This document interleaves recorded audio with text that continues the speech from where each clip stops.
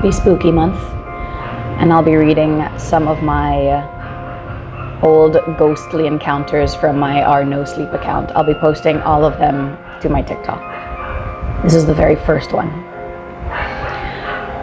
So going back quite a while, I was 6 and my father just died. It's morning and I slowly start to wake up. I look around me. I was sleeping on the couch in the hospital room, and I can hear my family talking and I can see shadows moving around the room. I'm about to go back to sleep when I notice something. No one is moving around. The shadows are running around, but they're not attached to anyone. I look more closely and they are freestanding. They weren't stuck to the wall like normal shadows. They were shadow people, as I started to call them.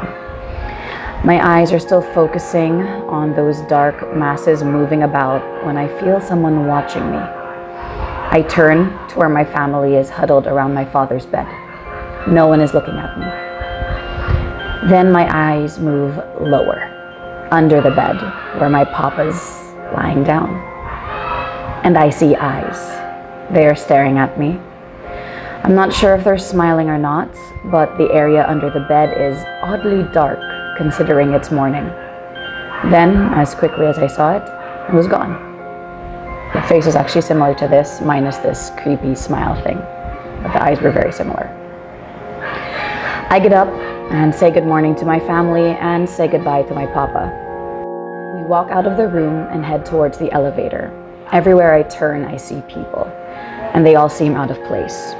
Pale faces that look deathly tired, shadowy figures moving here and there without being attached to anyone, children and adults alike looking so lost, yet no one was paying attention to them. I turn away, confused but not scared.